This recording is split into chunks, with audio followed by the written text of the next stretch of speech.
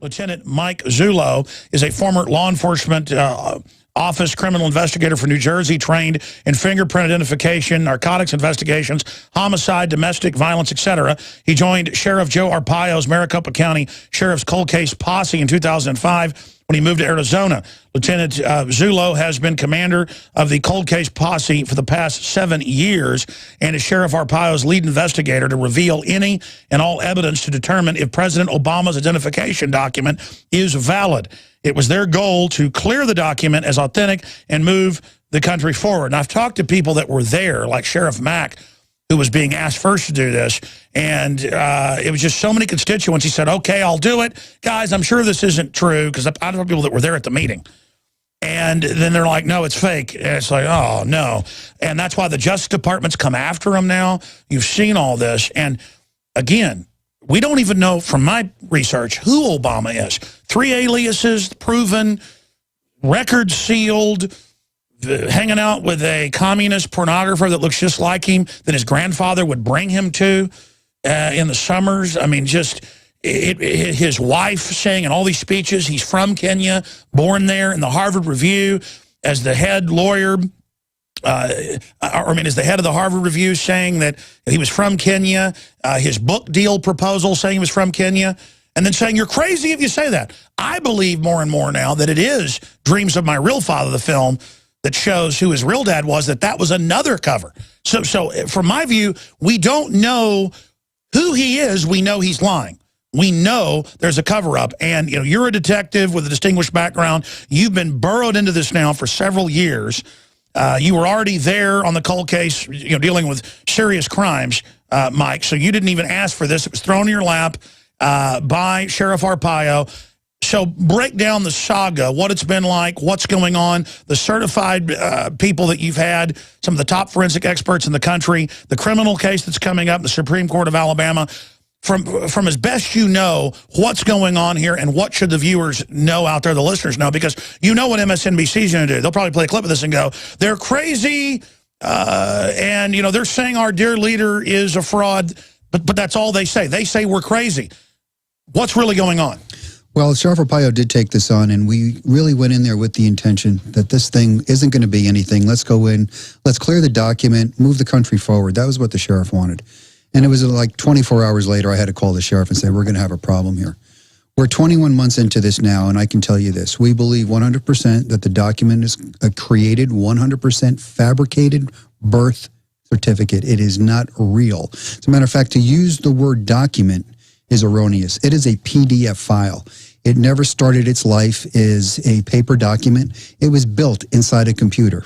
Other documents were scanned in, and pieces of those documents were then utilized to create this fabrication. It's the only birth certificate I'm aware of that has 9 links and 9 layers. The only document that I'm aware of that the registrar's stamp that gives its official authenticity has been imported into that document. It comes in vertical, it's rotated 90 degrees horizontal and placed on the document. And you can move it all over the place. That document is a forgery. And if that document is a forgery, what was offered to the American people is absolutely nothing, Alex. What it really says is there is no proof on that birth narrative. There's no proof that Obama Sr. is the father, and there's no proof that Stanley Ann Dunham is the mother. There's no other information to back up those claims. And it goes on and on. As you know, the State Department had the fake dad, who looks nothing like Obama, thrown out saying it's a sham marriage, he's not the dad. I mean, that's mainstream news. It just goes on. I remember 4 years ago, they're going, he wasn't named Barry Soetoro. That's a conspiracy. Now it's like, oh, yeah, my name was Barry Soetoro. Oh, yeah, I went to this mosque. Oh, my name was, he's got all these weird names. Bottom line, I know you're a detective, you deal with facts, but why is it so fake? What do you think's going on? Is it meant to be a diversion? What is it? I don't really think it's meant to be a diversion, and I've heard that argument. What I think happened here, I think somebody either made a mistake or in haste, they put out the wrong file. And when it hit the internet through the White House servers, it was about 20 minutes. 130,000 some odd people had downloaded it. They didn't flatten it. They didn't flatten it. They didn't flatten it. It was done in error. Now they have to live with this. And if you notice the way they've been handling this is they don't say anything about it. They let the little minions do it. I think there's something very nefarious going on here. And I think I think part of the reason why you see no action on it, which is, you know, you've been saying for a long time, I think NSA is the reason why you see no action on this. I think they've got dirt on people that they shouldn't have any. Well, that's now coming out, yeah. Well, you know, you can control a lot of people with that kind of stuff. This needs to go to Congress. That's what Sheriff Arpaio has been asking for, and I'm in the process of trying to get it there. And in your great state of Texas, we have Texas Congressman Steve Stockman, who has expressed a lot of interest in this. And I believe, Steve, once I sit down and really dissect this topic with you, I think he's going to take some action. Man, he's a great guy. I love Steve. It's so weird that it's like Texas that's resisting everything. And then now the Democrats are in the news saying, we're going to take over Texas. Here's the headline where they say that, you know, we're going to turn it into a blue state. And I'm not even a big Republican. I'm more of a libertarian, but it's really creepy to see how they're intimidating the press, they're intimidating the media, they're trying to intimidate Arpaio. Yes. And even liberals I know go, oh yeah, you know, Obama kind of is a thug. And look at his attorney general and now they're talking about arresting Rupert Murdoch. And I mean, if they start arresting the heads of even mildly conservative media, this is like turning into Nazi Germany or Soviet Russia or something. I mean, it's reaching the threshold of ultra over-the-top creepy. Well, and I'll tell you that Rupert Murdoch, and I know you know Jerry Corsi very well. When I was working closely with Jerry on this in the beginning, Jerry received information of what was going to happen to Rupert Murdoch, and I am watching it unfold. So this stuff is in a mix. These guys are planning things out. They are taking actions that have been designed months, years ago. They're putting into play. Exactly. I mean, I literally have no dirt on me. I don't even speed anymore. And we've got bureaucrats and harassment I don't get into on air coming out of the woodwork all of a sudden. It's exactly what the head of WorldNet Daily said, Joseph Farrell, last year.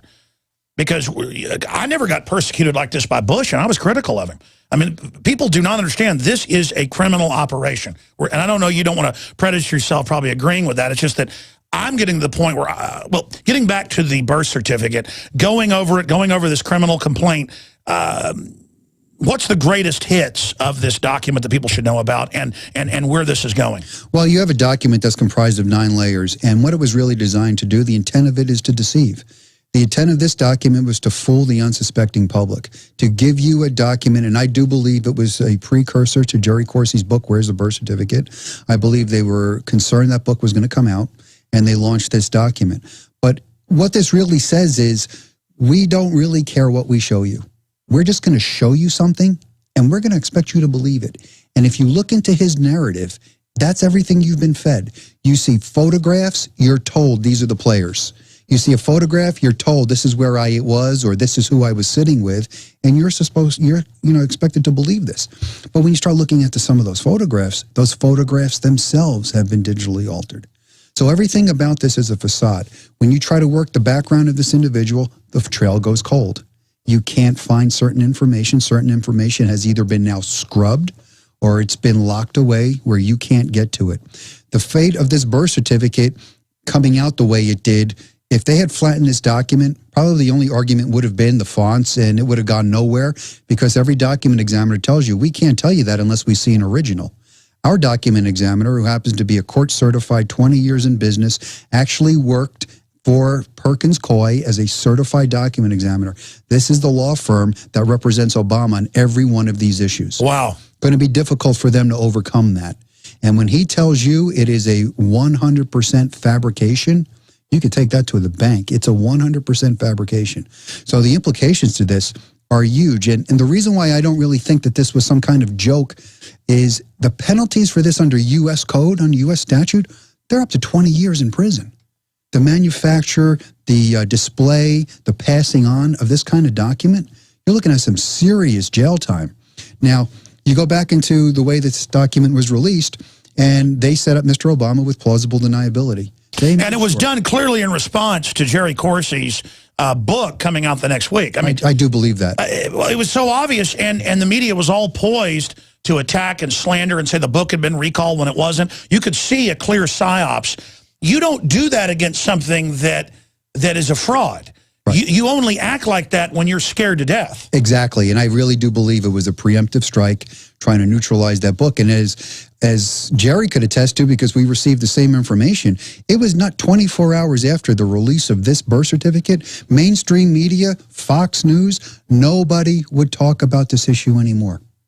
And I have individuals, and I cannot divulge who they are for fear of their losing their occupation, in that genre that told me straight out, we were threatened. If we talk about this any longer, we're going to be fired. Oh, I talk to press all the time that get threatened. They're told point blank, don't even criticize Obama.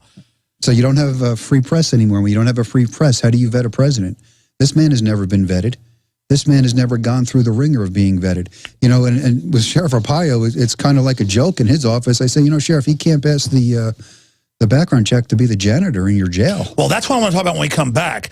I've read a lot of history, and I've read a lot of Cold War stuff, and the only time I've seen backgrounds with people, to use a fiction account, it's like No Way Out with Kevin Costner.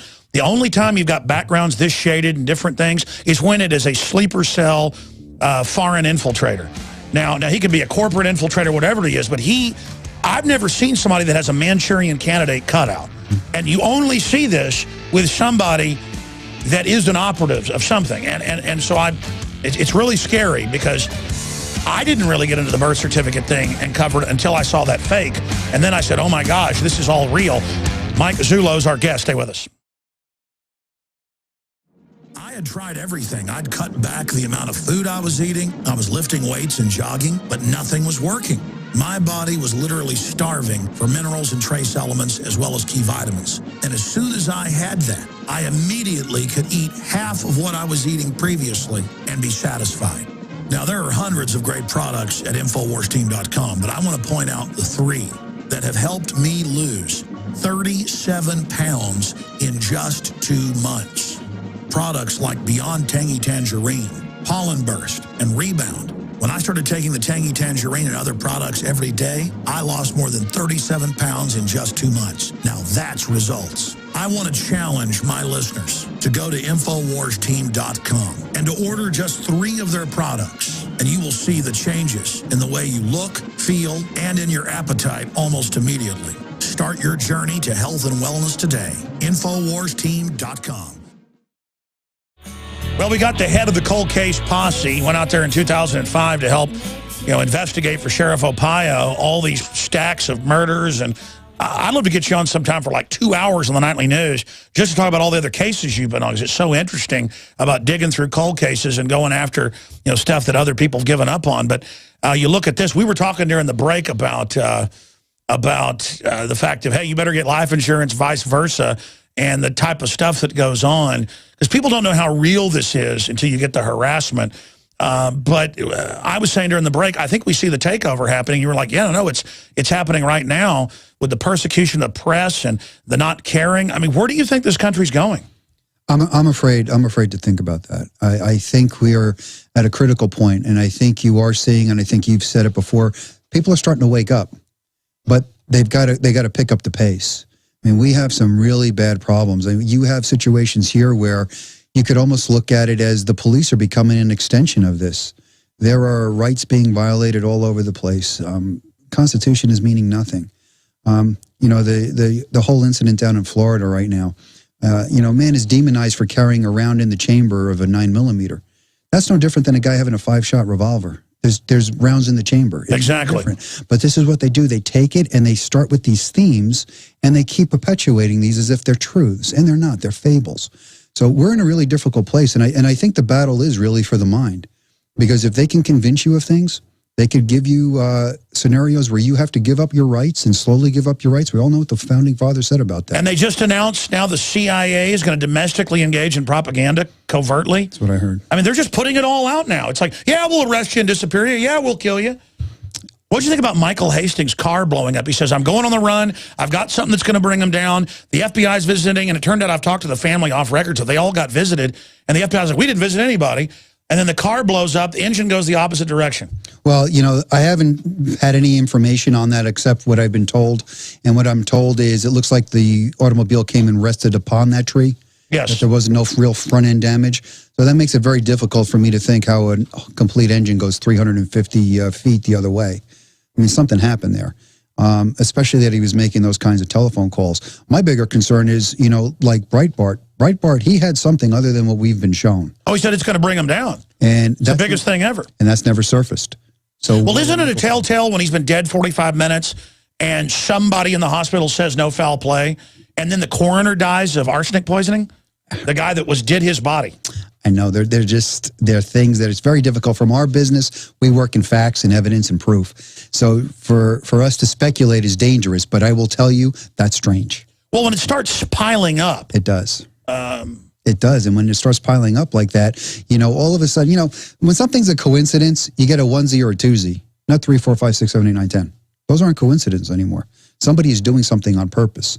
Something is happening here. Something's been orchestrated. Exactly. If you had one hit and run out in the country of, say, an old lady, okay, hit and run. But if you had 5, well, we got a serial killer. Exactly. I mean, it's obvious. It's obvious. It becomes obvious. And there are things that happen in these situations where you could almost mirror them in other ones. You know, there's always the precursors. Who says what? Who says he's going to do this? And all of a sudden he disappears. You know, so you have to be mindful of that. But, you know, this is real. This is not a fake game that's being played here. And that birth certificate, that is nothing more than an error. They released that in error. And I think the American people have the right to know who their president is and where he was born. One of our reporters, Gigi Arnett, went out to L.A. and actually went to the tree. It's barely damaged. We just showed some footage of it. And then Nomi Prinz, who lives out there, also a journalist, she said she went and looked at it the day after, and it was barely even scratched. And that's what the photo showed as it came to rest. The witnesses all said it blew up in the middle of the road. So if my car blows up like that, I want an investigation. I would think so. And what's great about that, you know, eyewitness testimony, you know, you could have 5 people witness the same accident, and they always see something different. They're never 100% in sync with each other. But the main event usually is. And when you've got witnesses, more than one, telling you this thing blew up before it hit the tree, you could take it to the bank. It blew up before it hit the tree. I described it as a jackknife with an 18-wheeler. That's different, but basically it went up in the air and then flew over up against the tree, and the engine shot the other direction. I'd have to have a demolitions expert on, but that almost sounds like a bomb on top of the engine, because it would blow down, blowing the engine out towards the back, and then the car, and that's all kinetic. I guess you'd have to talk to a physicist. Yeah, I'm not the guy that does that. You know, our explosive experts may have a different opinion, but sure. But if you hit a tree, the engine doesn't blow out the back. It doesn't blow out the back. No, and you have to hit it with some force to move it that far too, and you would have such front end damage on that vehicle, such damage to that tree. I mean, the tree is a tree, but it's wood. It's gonna be damaged, especially with that kind of impact. And if there is, like they say, nothing there, that's a problem. That's a problem. Unbelievable. Let's come back and get more into this fraudulent birth certificate that you get out of a Cracker Jack box, and how we turn this country around with Mike. We'll be right back. Stay with us. We'll also give you the Cold Case Posse website on the other side.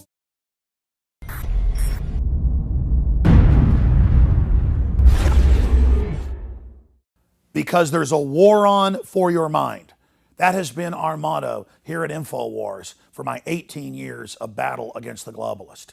And now we see the open announcements of global, private, corporate tyranny over our governments. That's what the New World Order is an unaccountable private combine of organized crime engaged in corporate takeovers of nation states, and the conscious attempt to abolish basic rights and fundamental liberties. Infowars.com is not just leading the charge against this here in the U.S. or North America. We are leading the charge worldwide.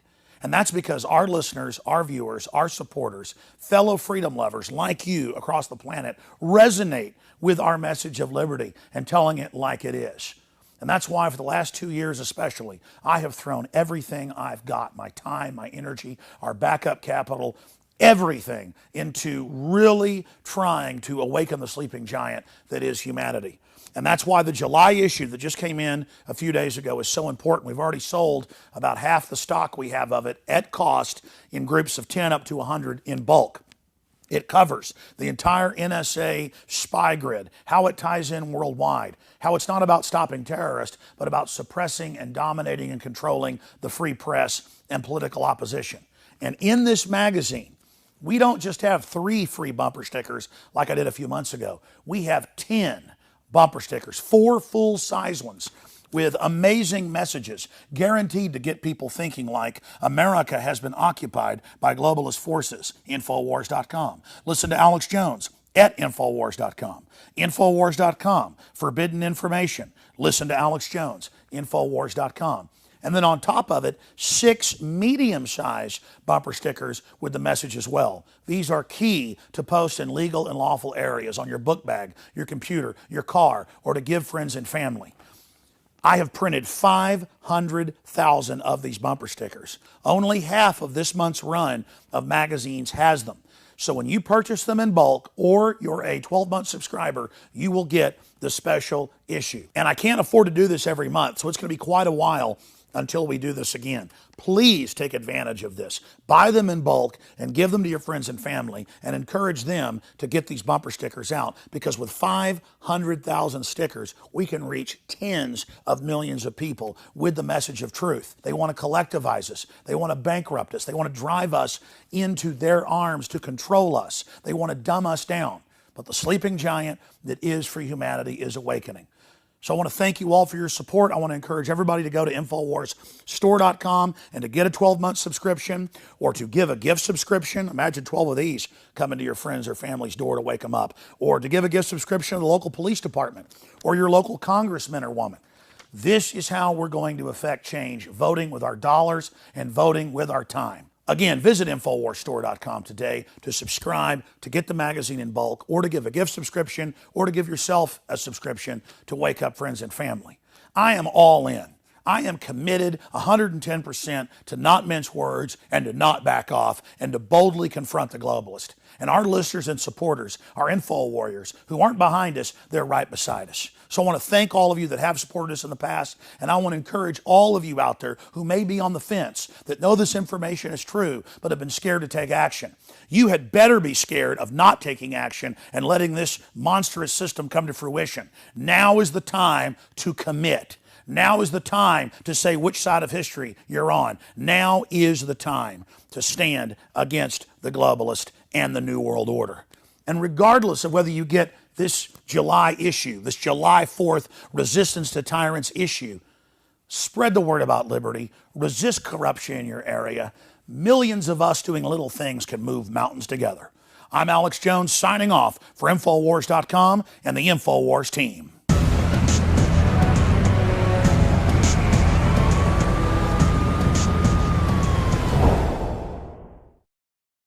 I'm going to take some calls. They're all over the map. David, Nick, Ryan, Ernest, John, everybody after Mike Zullo and myself sit here and have some time and talk about other issues. MCSO.org, and that redirects to MCSOCCP.org, and that is the Criminal Enforcement Special Services Cold Case Posse out of Arizona. And there's a lot of important things on that site, and it's also supported outside of the Sheriff's Department funding mechanism. So tell us a little bit about the Cold Case Posse and how people can support it. The Cold Case Posse is a separate organization, if you will. It's a 501(c)(3). Our mission is to voluntarily help the Sheriff's Office, and we are in service to the Sheriff himself. Everything that we do, especially in this investigation, cannot be supplemented financially by the Maricopa County Sheriff's Office. That's what actually enabled this investigation to happen, because if Sheriff Arpaio had to use taxpayer dollars, they would have been on him in a minute to shut it down. So everything that we do, every trip that I take, every place that I go, we have to pay for it, is pay for it out of donated funds. So, you know, any donation, $5, $10, it'll... Absolutely. And tell us about this criminal complaint. What's going on with this case in Alabama? Alabama was actually an elections case that was done way before we got involved with the Alabama thing. What happened over there is, I guess, Judge Moore, the Ten Commandments judge, has got this now in the Supreme Court. And the Alabama Democratic Party put in what's called an amicus brief, a friend of the court brief, and they attempted to put forth accusations against the evidence that was introduced by attorney Larry Klayman in this case regarding the birth certificate. So Mr. Klayman had called me up and he asked me if I would do him a favor and put together a rebuttal document, an affidavit about the investigation, what I could tell him at this point. And that's what I did. I believe that's about 30 pages, 100 some odd points of interest are in there. And I think it would behoove everyone who's watching this that has an interest in this, read this. This is a sworn affidavit that I submitted to a superior court. That means I could be held liable for perjury. If Sure. there's anything in here. And then what's this criminal complaint I'm hearing about? Well, the criminal complaint, we're trying to put together a criminal case, trying to bring about a criminal complaint. The problem with this is, you know, this has only come to us 21 months ago, and to everybody it seems like an eternity. But when you're trying to put together information like this to bring forth these kind of charges, you have normally the assistance of other law enforcement authorities, especially federal authorities. We don't have that in this. We can't call up the FBI and ask them for help. No, you're having to go through hell just to get each little piece. Every piece, and everything takes time. And everything takes money. Money and time. And what I have to do is, you know, even like I think I told you earlier, you were the first video I ever saw of anything with this, and you guys were taking apart the document. Well, every step that you did, I have to ×3 go get that analyzed to make sure it's correct. And then we could put that into our report and use this information. Well, that was just our quick analysis of it, dealing with videos, dealing with Photoshop, dealing with documents. We have some folks that have worked in documents, and we just knew when they said, oh, it's always in layers. It's not in layers unless it was originally in layers, meaning it's a made-up document. It'd be one layer. It'd be the image of the document, and then we saw the fonts and all of it and just said, this looks really suspicious. Were we accurate? Yeah, you were accurate, very accurate. Especially the layering thing. You're going to have people try to put forth theories that the layering could be done because of automated processes and software. Well, we have extensively researched out. We put this document through 1,200 computerized tests, trying to get a replication of the Obama document, and you can't do it. So they drop the ball massively, and we do that all the time when we're doing an article and we think it's right, but we publish it and then it doesn't all go up, or there's a problem, or all of it, you know, and we're not doing fraud. It's just a bunch of articles and documents. It'll get scrambled, and then one time we had a bunch of traffic to the site. We couldn't get it down to put up the right one for like 2 hours, and people thought we put out a messed up document on purpose. But again, with this, they just jumped the gun, or what happened? Well, I can't tell you what exactly happened there. What we know is this, that document sat in a Mac computer 20 minutes before it was uploaded to the White House website server in a program called Preview. And that's of a particular interest to us. Because it has timestamps? Yes, but Preview has a capability of erasing what's called metadata from other programs. So the other programs that were used to create that document, they suspected or thought that it was going to erase all that information, and all you're left would be is Preview and the PDF file itself. Our forensic experts were actually able to go in and find remnants of metadata that then told us what other programs were in fact used. And for folks that don't know, it's just like photos on a card that get wiped. You can put them into a program that actually resurrects them. Resurrects it. And so we know how the document was put together. We know what processes were done to put the document together. That's in this document. Break down for folks that aren't experts in this, basically what was done. Basically, the document started itself, like I said, as a computer file. What they did is they took other source documents. Now, you have to realize they took other birth certificates, real ones, scanned them into a computer, and then systematically took information from different documents to create the PDF image that everybody saw released when the president released it. They painstakingly lifted date stamps. They painstakingly lifted words and letters on words in a cut and paste fashion to lay this upon layer to give you an impression of a complete document when it was done, even going as far as replicating the green safety paper computerized. So they make it look to you as if this is real, but it's not. And when you take apart those layers, you could actually take those layers, turn them on and off, and you can see exactly what was moved. Why didn't Obama or his people just go to the CIA that are experts in making documents fake that you can't even tell? I'm thinking that this was done on a lower level than that. Let me say this. I am concerned that the person that may have put this document together for them may have been, and for lack of a better word, I mean no disrespect to nobody, where if something were to happen to that person, Sure. You want to keep this close to your vest because this is blackmailable if you have an agency do it. That's why they always create corporations, private groups outside of it, so they can even keep that secret from the government. Yeah. and you make something happen to that one individual that put it together, nobody's going to pay any attention to it. So we should be looking, and I know that's what Dr. Corsi's been doing, at people in and around the White House that might have been falling down, hitting their heads. Look at everybody. I read the paper every day looking to see if something happened to somebody. We have some people of interest, and we're keeping tabs on them. But this is, I think, something that started out very small, but has grown now. Sure. How dumb would you have to be if they come to you and go, hey, you're good at Photoshop and have done some documents. Cut this up for us. I mean, you've got to know with a mafia like this, if there's ever a problem, you're going to be sleeping with the fishes. Well, people do things and don't realize it. You know, first of all, if you got a big chunk of money or it's to help, you know, the man that you wanted to put in that White House, you know, people do things for the sake of just doing them. It's very strange to me. You know, but a lot of times people don't look at the other side. Well, it's peer pressure. Peer pressure and not knowing there's always another side to the coin. You know, if somebody's asking you to help them do something that may not be 100% legitimate, you know, you got to ask yourself why. Shifting gears into the kind of stuff we have to deal with, because I guess you use the communist term, but from a libertarian perspective, fellow travelers, you deal with a lot of, you were telling me, stuff with the phone and harassment and things. Everybody does this, you know, trying to expose what's happening. But I think you made the point that you can clearly see they're going for it all. I mean, there's the feeling of, wow, nobody's stopping them. Everybody's scared and intimidated. They're going to go all the way. Can you elaborate on, just from your research and being in and around government and a detective from New Jersey, talking to other colleagues in law enforcement and people, are people as creeped out as I am or as creeped out as you are? I don't think they are. I mean, people that have started to pay attention to this, yes. I think the scandals with the IRS, that's gotten people's attention. I don't even think they realize the severity of that.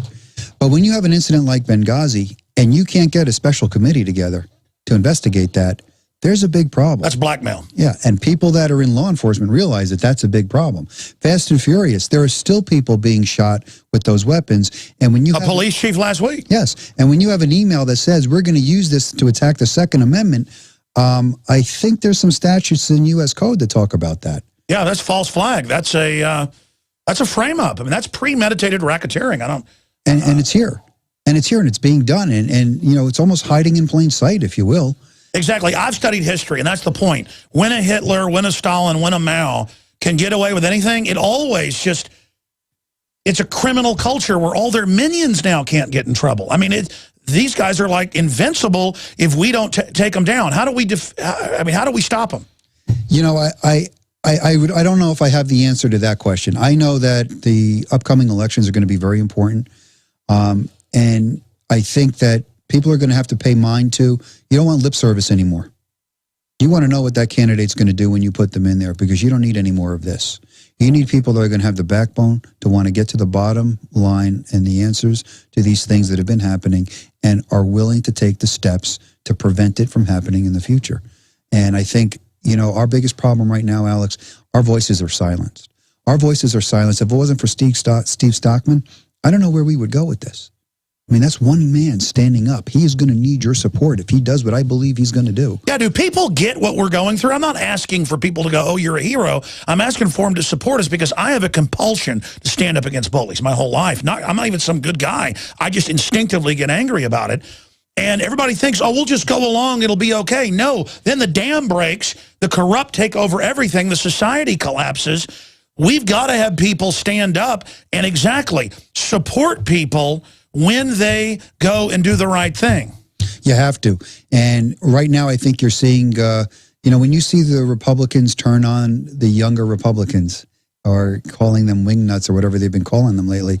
You know, Karl Rove. Yeah, yeah. They're scared of the real Tea Party people. Yes. So they've all got them surveilled. They know Steve Stockman's good. Yeah. They know Rand Paul's good. They know that Cruz is good, Ted Cruz. They know. That's why they've got the Republicans and Democrats circling the wagons. They've had internal tapes, as you know, a month ago come out of Biden to millionaire donors going, we got to do something about these real Tea Party people. We got to go after them. Because there's the answer. Right. There's the answer, and you know what it is? It's people that are based in the Constitution.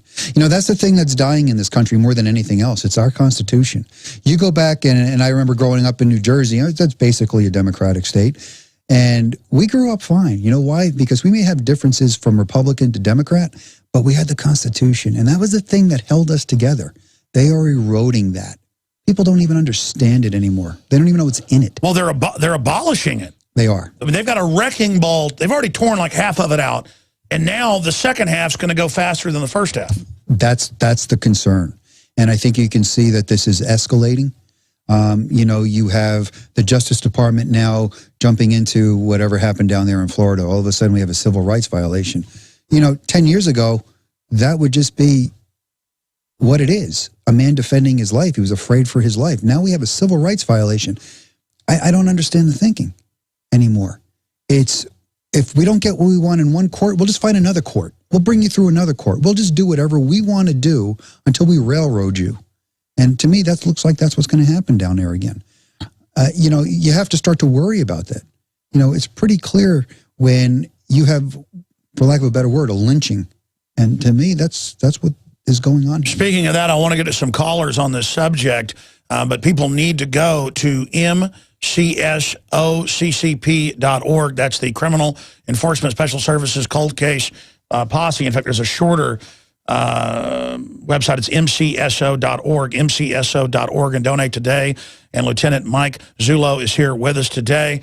And again, ladies and gentlemen, they're going to destroy everything. And I've been real critical of the Republicans because they're a mafia too, especially the old guard.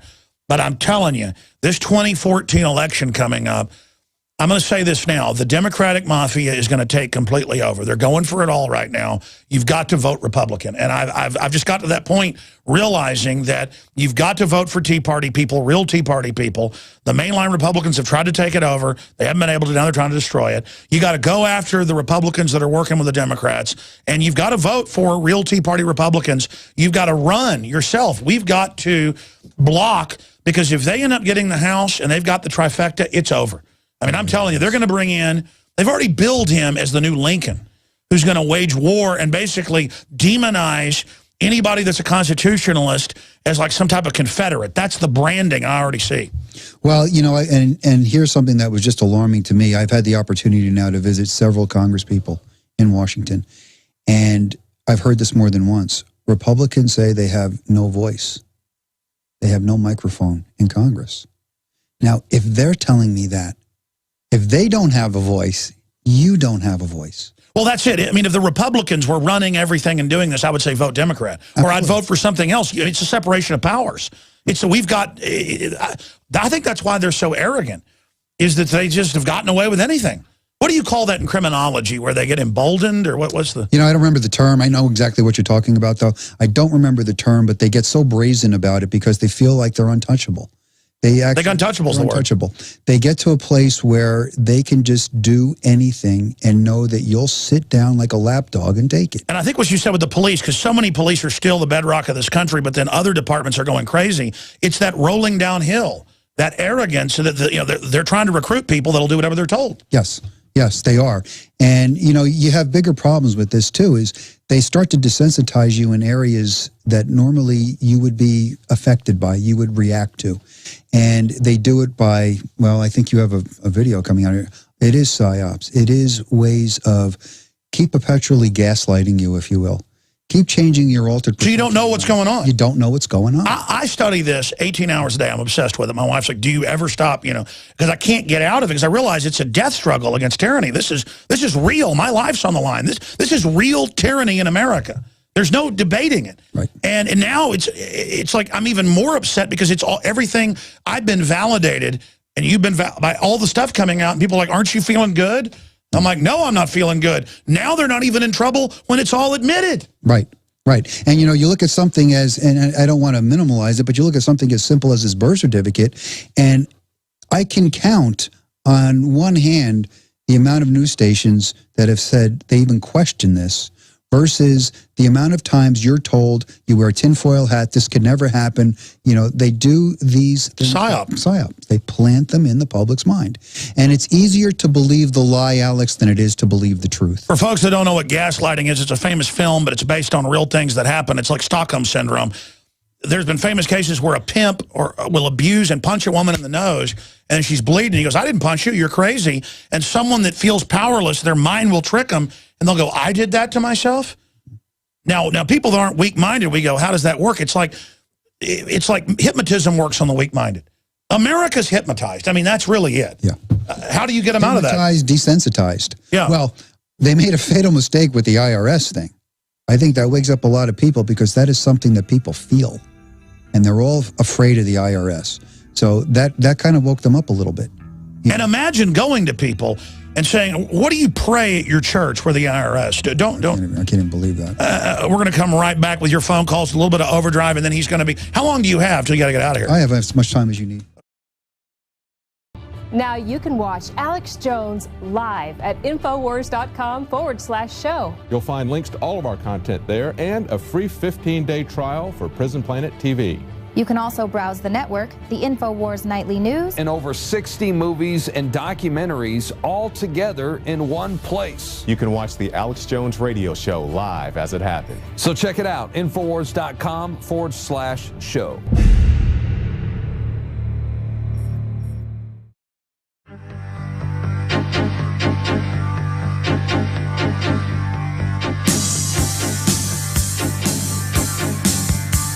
All right, folks, I'll do about 5-10 minutes of overdrive the next hour to take the calls that are on the board on a host of subjects. But you really need to go to mcso.org and donate today. That's not why he's here. Notice he didn't even ask me to promote that or talk about trying to fund Sheriff Arpaio's separate group that he heads up, not just investigating the birth certificate, but a lot of other murder cases. You name it. Mike Zullo is our guest, mcso.org.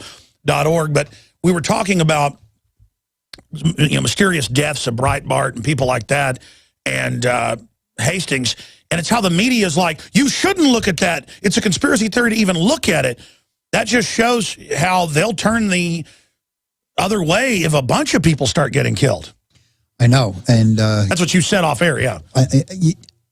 Look, without the media, without a real outlet for people to hear and get truthful reporting, they are then ignorant of facts. They are ignorant of pertinent stories. And how could you expect someone who's ignorant of anything to, number one, take an action, come to their own conclusion, or know the difference between truth and deception? Ignorance is a killer. And until we figure out a way to change that, we are going to have a major, major problem in this country coming to any conclusion as a united body.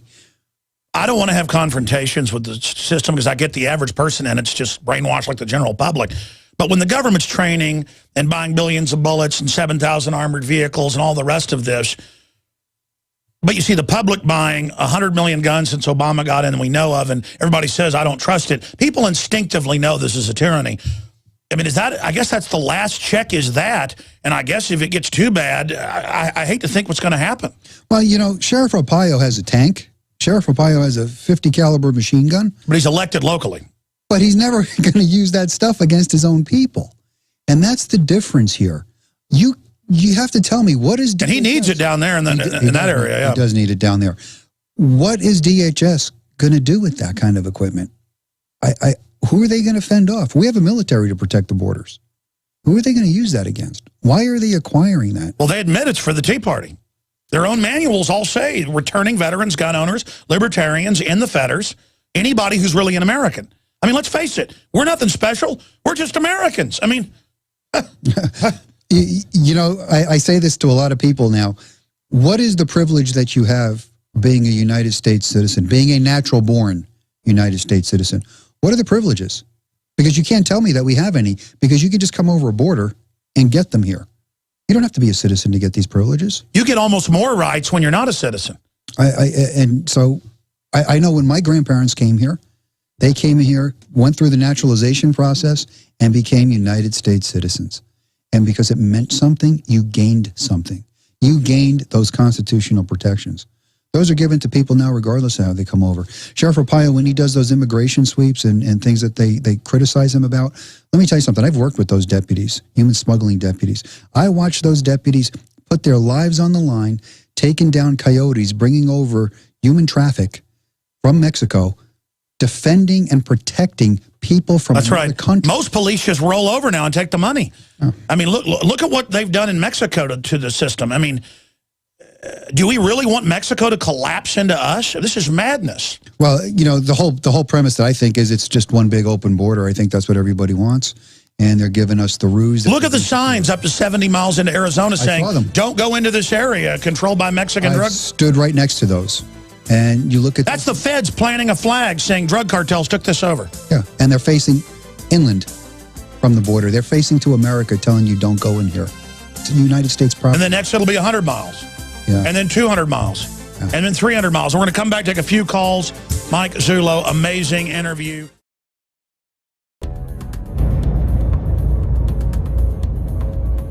Our viewers have demanded it, so now you're going to get it. More pro-Second Amendment gun shows in the month of June. What we've learned is you cannot hide behind an I-beam when there's a 50 cal present.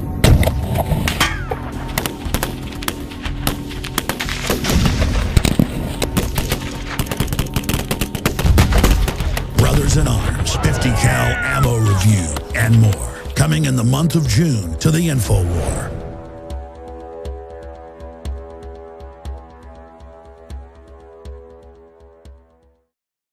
I want to take a few calls because we've got to end this transmission. I apologize, some folks have been holding. But you just made a powerful statement during that break. But please say that again. Well, we were talking, and I want to leave the impression. Look, not everything is lost, Alex. You know, America right now is in deep, but I believe in the end, America is going to prevail, and I believe that the majority of Americans are God-fearing, Constitution-loving people, and I think to our benefit, we are slow to pick up arms, and I hope it never comes to something like that. We need to defend our Constitution now, bring back our liberties, and the only way you do it is you're going to have time in 214 and 216 to make the changes. And you have to get engaged on who am I going to elect and what is their podium? What are they standing on? What are they telling me they're going to Absolutely. do? And when they don't do it, you call them out on it and you change them out. Term limits would have solved a lot of this in Congress. If we had term limits, you couldn't get dirt and blackmail people because they're here and gone. So I think that this next 2 election cycles, and everybody says very important, no, these are critical. These are critical. Matt Drudge says everything is 2014. I think he's right. I think I never heard that from him, but I think he's right. I think it all hinges on 2014.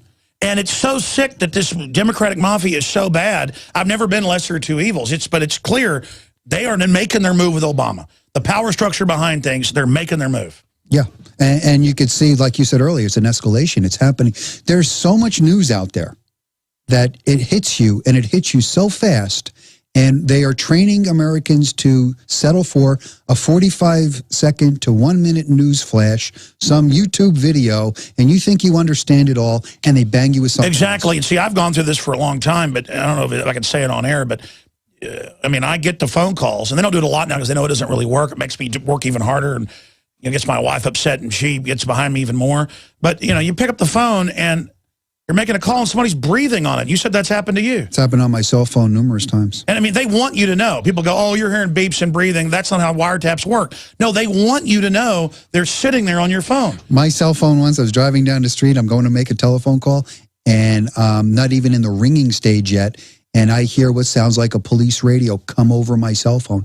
I thought I had my radio with me. And I look in the car, it's not in the car. It was coming over my cell phone, and then it clicks off. Then into the call, the breathing. One sounded like someone sneezed, that there was nobody else on the phone but me. It was just really some weird stuff. Well, no, wait till they tell you. Because they'll always wait till a family member's in the hospital or something. and this has happened to me and my wife. That's when you really know how evil they are. Yeah. And they call up and go, your husband's got me pregnant. My wife's like, I know this is bull. That's right. And I hope your dad dies in the hospital right now. Oh, God. I mean, my wife's not going to fall for that. Yeah, but I mean, it's incredible. Yeah. Because her dad had just gone to the hospital. Yeah. And they did it. I mean, it's like they're listening. Wow. And they wait till that emotional moment trying to make you melt down. Wow. I promised to do these calls. We'll do one more segment overdrive, 12 minutes. How's that sound? And then we'll go shoot for Obama deception. I don't want to wear you out here, but I get the idea you can talk quite a bit. Man, at least we're not buying the propaganda. At least we're alive. Do you really feel alive doing the right thing, though? It's taxing. I mean, I'm sure you know that. It's taxing. It's something that in your heart you have to do. And it would be so easy not to. It's a compulsion, though. It is.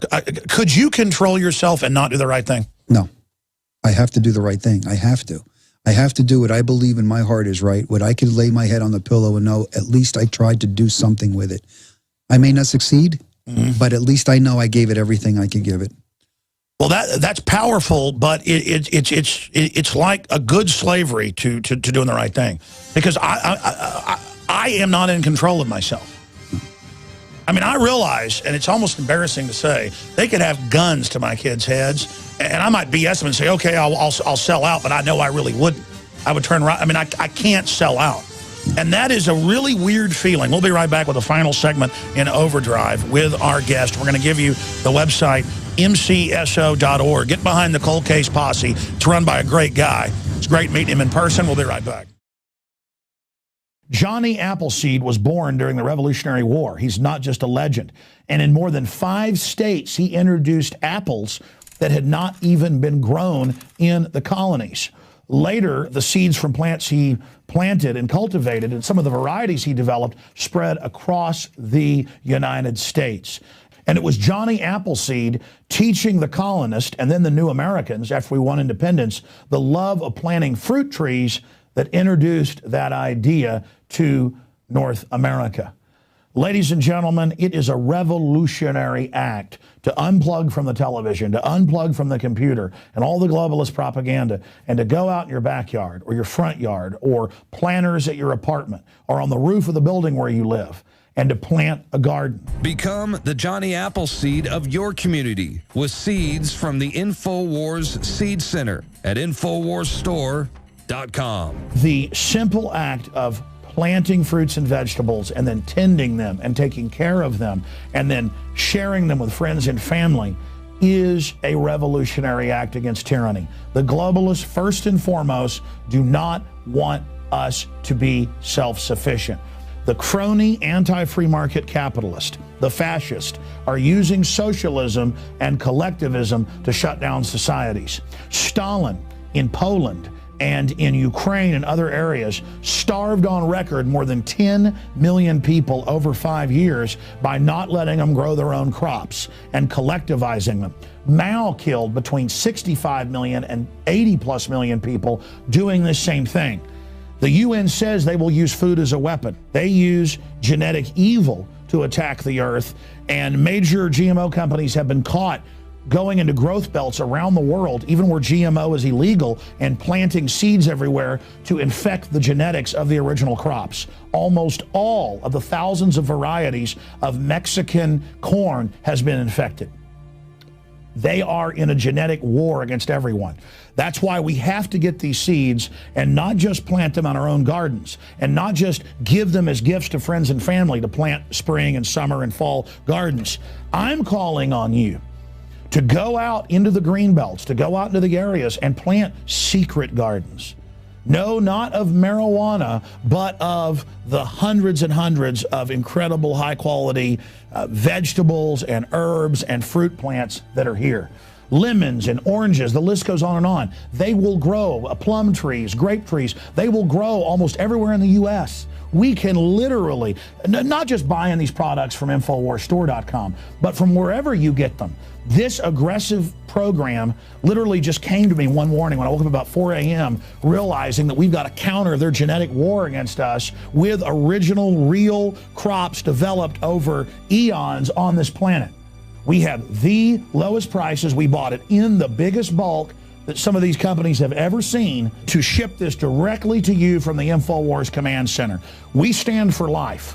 We stand for liberty. We stand for self-sufficiency. Go to InfoWarsStore.com, click on the Seed Center, and as of taping this, we have the 7 top respected brands. We intend to continue to do research and find other companies, other specialties, other varieties to really take action. The InfoWars Store Seed Center has the largest online selection of heirloom, non-GMO seeds. Check out these products from our newest supplier, Heirloom Organics. The Medicine Garden for a natural remedy. The Tea Garden that contains every important tea herb you can grow. Fruit Lovers with 12 varieties. And the Tobacco Pack, additive and pesticide free. Join the gardening revolution today at InfoWarsStore.com. This is a revolutionary action we're asking you to take. Plant seeds everywhere today. Nurture them, bring them to fruit, and pass on the knowledge to others. Become human again. Discover your roots in the soil. And remember, the revolution against tyranny is growing.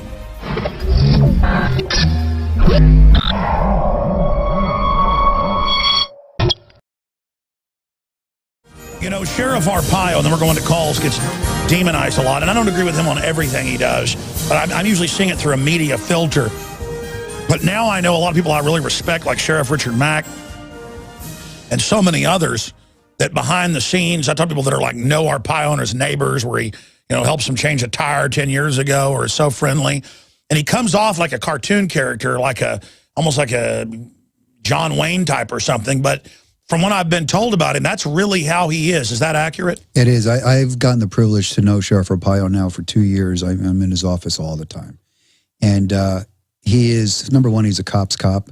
He's a real human being. And the times I really appreciate it the most is when we're not talking business and we'll just be sitting there and we'll have a conversation. I mean, the man is brilliant. The man is a career law enforcement officer.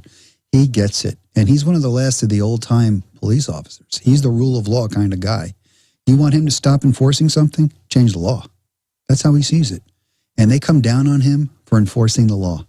They try to make him erase this because he enforces the law. Let me tell you something about Sheriff Arpaio. He is an equal opportunity incarcerator. Oh, I've seen that. Doesn't matter. But the state is collapsing. They put signs up 60, 70 miles in saying don't go into these areas. He's supposed to just throw up his hands and say, okay, illegals running drugs and stuff, you're above the law. Well, that's what they would like him to do. That's something that he is not going to do. I mean, they've tried to stop him. They even have federal judges now trying to stop him. Look, I'm going to tell you something. Sheriff Arpaio, 52 years, you take this issue with this birth certificate, he wouldn't be having us doing what we're doing. He wouldn't stand out taking the position he's standing out. And if he didn't believe what we have is 100%, he's not going to throw away that career on this type of issue. He's not. So it's the same thing. He knows it's right. He's got to do it. He's got to do it. That's what he is about. This has to happen. This is what the law says. These are violators, and we have to do something about it. He doesn't selectively enforce. You can't. Well, I always like it when I see the police arrest their own district attorney or the mayor drunk driving. I mean, that's good. And the mayor always says, you see it over and over again, you can't arrest me. Yeah. But then you learn about the cops that let him go. Yeah. And then it just kind of goes, it's just, I don't know. See, if I was a cop, I would let go a poor lady with 3 kids in the back who didn't have an inspection sticker out. I wouldn't let the mayor go. That's where I would have trouble, is writing tickets to people when their cars obviously out of inspection because they're going bankrupt. But then it just, I don't know how. It's a tough job. It's a tough job, and there's discretion when it comes to that, the issuing summonses. But when it comes to driving under the influence, I mean, it's zero tolerance. I mean, or when it comes to shipping drugs in or whatever. I mean, that goes without saying. Yeah, and then the banks are involved in it. Let's take a few phone calls here today, folks. Thanks for holding. These will be all over the map. David in Missouri, you're on the air. Go ahead. Yeah, hi. Thanks for taking my call. It's funny because a lot of the previous callers and also your guests now are kind of touching on the things I wanted to bring up, and that's racism, right? Since slavery, black people have been used as a beta test to push on the general public. And now, and even in your shows in the recent weeks, Alex, you've been talking about police oppression, right? Where the checkpoints where they're pulling people out of their cars and all this stuff. Well, that's been happening to black people in this country for years now.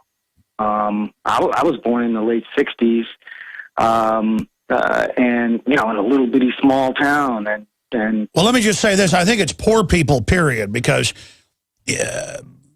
I've experienced, because generally you're going to have more crime in poor areas, and then poor people can't defend themselves, so bad police are going to get away with more. What is your take on how much of the persecution of black folks in this country is real versus what the Democratic Party hypes up because they can't deliver all the free stuff they've claimed, so they just make it all about race?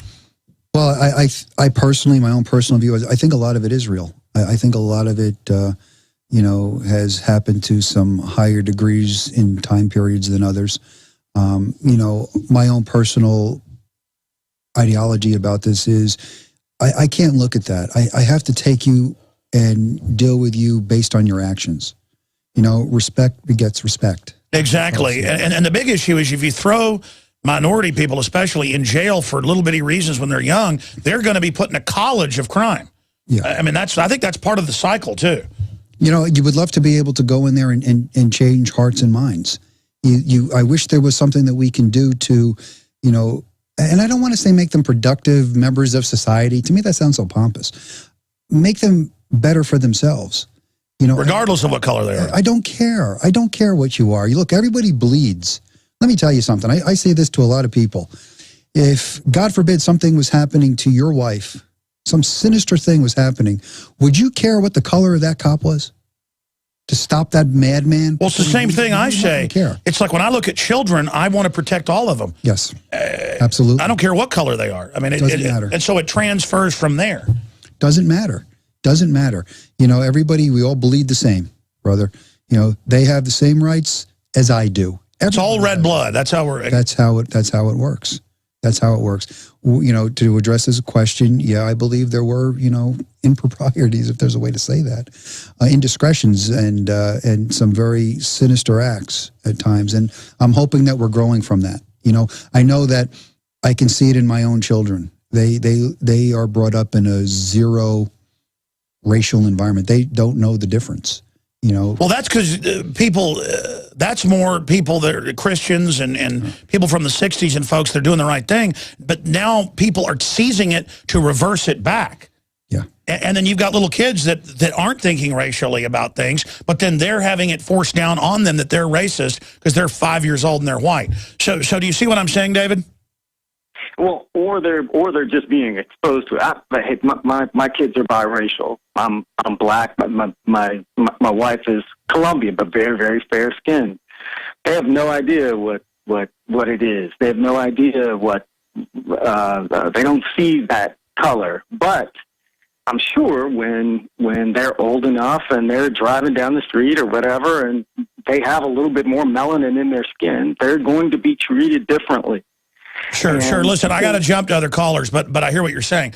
But then it's not just the racism. Then it enters in the statistics of the poverty, whatever's happened in the culture, of the higher crime rates in those areas and those communities, which is a cycle. Then people get put in jail for no reason because statistically there's more crime in this area.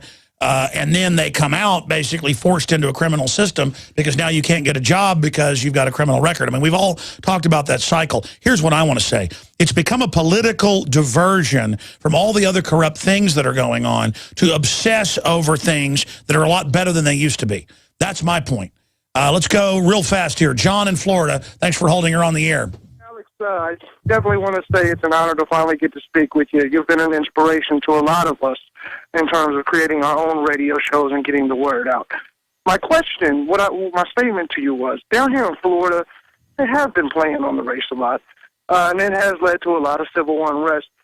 But recently, I've realized that it wasn't about the racial split. Now on all the news, it's all about the gun laws. It's all about the stand your ground. So no, exactly. They're going to racialize, I've already seen this, owning guns. That's what Fast and Furious was. Gun owners are killing Mexicans, or you know, that's the talking point. Exactly. Go ahead.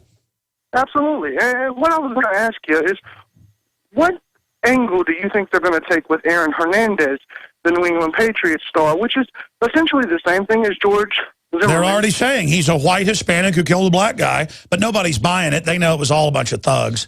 And, I mean, if you just look at that whole culture in the NFL, that's another thing. Why do we allow NFL people to act like thugs? They should have, I mean, our role models, are you concerned about them trying to make role models thugs now? Yeah, I think, what are the role models today? They're thugs. They're thugs. They're thugs, and that's being done by design. And I don't care if they're black, white, Hispanic. They all act like a bunch of thugs on the street now. Because I'm going to tell you, if I'm in a gas station and see some white thug guys, I immediately, you know, get threatened. Black, Hispanic. I don't think that's a black guy. I think that's a thug, if they're acting like a thug. You can automatically see a black guy, clean cut, nice. Hey, how you doing, buddy? Polite. You can see a white guy, clean cut, nice. Hey, buddy, how you doing? But you see a thug, you know, the wife beater, the whatever, bugging their eyes out at you. That's the problem, is the thug culture, the thug life. Right. And they want to use this. You know, if you look at the unfortunate circumstances down in Florida, you know, in our Constitution, you are granted the right to a defense. You're presumed innocent and you can have a defense. Well, that doesn't give the prosecution the right to come up with a fable or create something out of thin air. Skip this break. We're going to the bottom of the hour. Go ahead. That isn't there. You have to look at what happened down there. That was a crime. Now, following him, not following him, you know, that could. Do you think he was stupid to follow him? I think he was stupid. I wouldn't have done it, but I could change it. What would happen if this was your house, your wife was home, this guy had a real intent to do bodily The neighbor had been home invaded. Right. See, that's the problem with crime going up. You get charged up. Yeah. That's why you can judge cops, but they're charged up all day. Right. Well, but taking it to the example, if he stopped an individual that was going to do such a grievous offense, be a hero. He'd be a hero. But this turns into a fight. It turns into a fight. Well, the media made it one. Yeah. Don't you think? I mean, there is reasonable suspicion. If a black guy would have killed a white guy he thought he was suspicious, I would have said reasonable suspicion. I mean, you don't send somebody to jail unless it's open and shut. Well, you know, look, everybody's responsible for their actions. Just like Zimmerman, and more so because he was armed, well, so was Trayvon, responsible for his actions. Everybody's responsible for their actions. Well, the argument is he had a bag of Skittles, but all the witnesses are saying he attacked him. He climbed on top of him. And they try to lose sight of that to turn it into an issue that they want to turn it into. Well, I mean, here's the issue. When I was 17, I was pretty aggressive and stuff. And if I was walking through and, you know, somebody said, "What are you doing?" and came up to me, I'd probably say, "What the hell are you doing with a gun?" I mean, I can get that, but I wouldn't punch somebody. Mm-hmm. Well, here, let's look at that same scenario. If that were, if this was a 110-pound female who was getting her head bashed into a curb and she shot this individual, this would not even be in a courtroom. This wouldn't even be happening. I agree with the defense attorney that this wouldn't have been an issue if Zimmerman would have been black. Most likely not.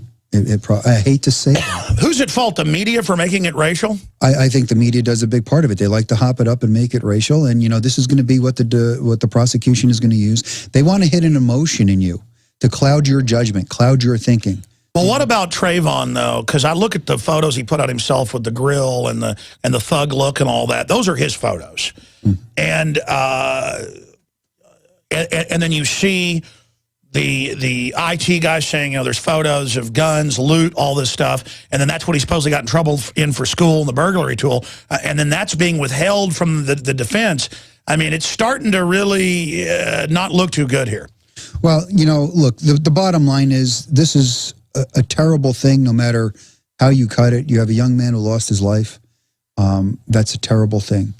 But when you're sitting in that jury box, you have to put the facts to the law. And that's what everybody has to just realize. You know, that statue of justice holding the scales, got a blindfold on. You have to be blind to all these other factors. The actions either meet the law or they don't meet the law. And that's the only thing that these people could look at. So anything that's happening after this is being fueled for other political motivations. That's right. And it's easy to Monday morning quarterback that jury, but when you're about to put somebody in jail for life, you're really going to look at the facts. You have to. I mean, I followed it some every day, seen it in the news, but I mean, just looking at the prosecution, clearly hiding evidence. If the guy was Charlie Manson, he's got to walk, because you can't start cheating people even if you think they're guilty in a trial. Well, and I don't know the particulars of Florida law. I know in some jurisdictions you cannot bring in prior criminal history into a case, so I don't know how that's going to play out down there. I don't know what their statutes call for. But the bottom line, you know, well, they cut out the phone taken from his dead body had the gun and all the stuff on it. Recent photos. So the issue is they didn't give that to the defense. Their head IT guy was fired a few days ago for leaking it, and he said, "I'm not going to jail for lying about this." Right. And again, I think there's some problems down there with the way they did things. Don't get me wrong. Well, look at the police chief. He said that basically they were ordered to hand the case over. I know. I heard that. I mean, that's what I was trying to allude to earlier. If we can't get what we want in this court, we'll just take him somewhere else and take him somewhere else until we get what we want. But I get why Obama did that as a gangster and his controllers. If you're in trouble and all this stuff's going on, you send down to the Justice Department to stir up racial animus, because that's a diversion for you. While we're all fighting with each other, he wins. John, anything else? No, man, I just basically wanted to say thank you for everything you do, and so far down here in Florida, it's kind of calm, but no question it's gun control being pushed. Yeah, I mean, the White House is now saying, let's basically demonize guns and turn our guns in for Trayvon. He'll be the patron saint of victim disarmament. That's been the ploy here for a lot of years, trying to figure out a way, a catalyst to have that happen. What do you think would happen in 6 months if they armed all the non-criminal background families in Chicago and taught them how to use the guns? I think you'd see a bloodbath of criminals being killed, and then the crime rate would plunge to almost nothing like it is in high gun areas. I would agree. Every study points to every time you arm the people that the violent crimes go down, and precipitously they go down. Look, there's nothing wrong with having a good guy on the street with a gun. There just isn't. You know, in Arizona, we have the most liberal gun laws you could have. I mean, you don't even need a permit now to carry a concealed weapon. We treat everybody as if they're armed. That doesn't mean we treat you different. We just know it.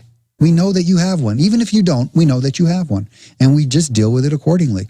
But there's no cop on the street that is ever afraid of a law-abiding citizen with a firearm. Well, look at all the examples you never see in the news. I mean, they'll be local where the cops are pinned down and the citizen from across the street shoots the bad guy. And you won't see a lot of those out there. Or you'll hear in that news press that they're reviewing the case for possible charges against the citizen. Are you kidding me?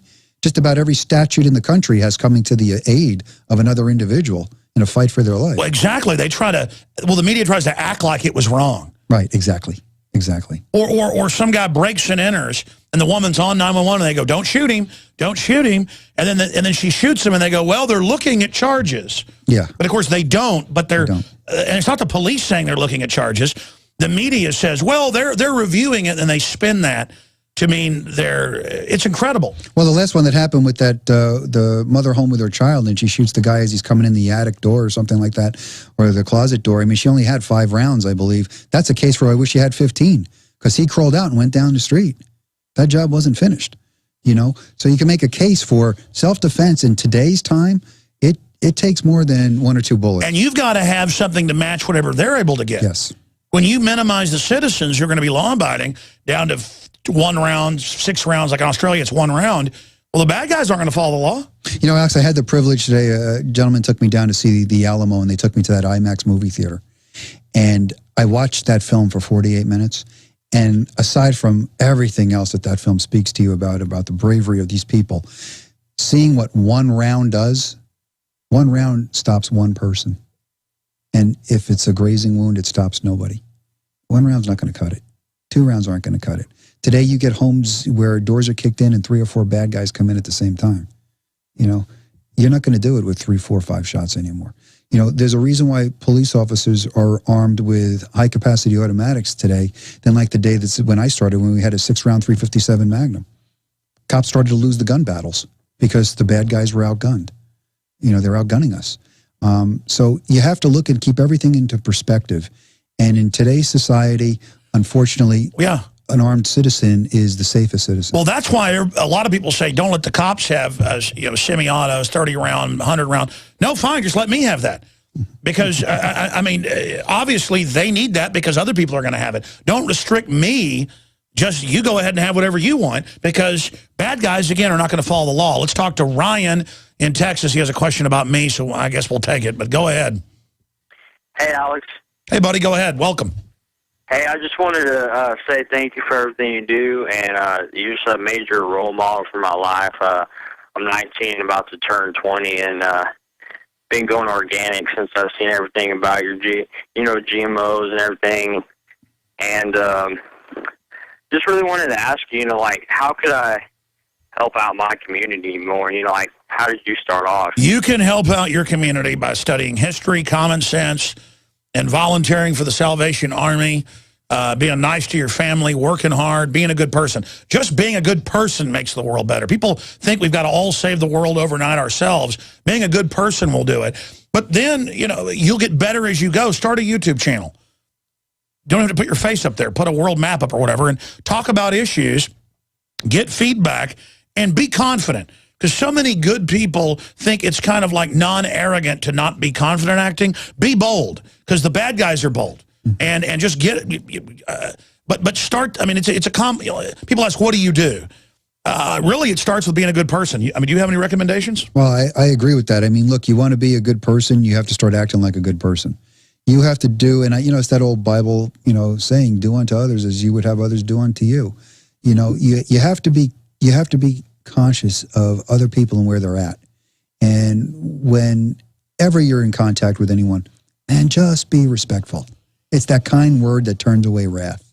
Just be respectful, and people will come to appreciate you for that. And that's what I'm working on. I'm working on when somebody does something wrong to me, not getting mad right away. Yeah, I have that issue too. And you were going to say something, interrupted. Go ahead. It just flew out of my head, brother. But I mean, you're saying that kind word defuses things. That kind word does, and when people start, you're going to find out you'll have a better influence with people.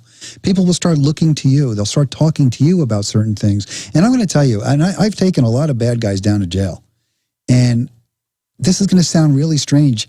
There's maybe a handful I didn't like.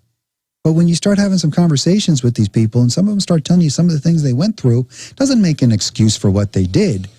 But boy, you really get a feeling for what life struggles they have to endure. And when you start to hear this, you'll start, with my opportunities, you get to hear the same kind of stories then repetitively. And you can find out, all right, this is where these issues are. And then maybe you could help find solutions to some of these problems like you're trying to do. Exactly, because so many low-level criminals are in a bad situation. They've been pushed into it. They don't even like it. That's why I hate the white-collar, really slick psycho ones.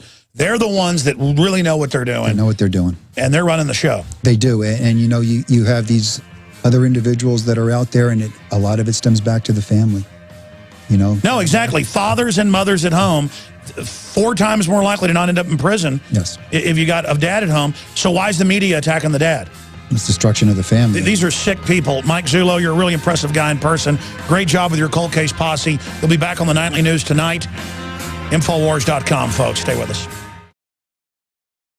Now you can watch the InfoWars Nightly News streaming live as it happens for free. Check it out at Infowars.com/show.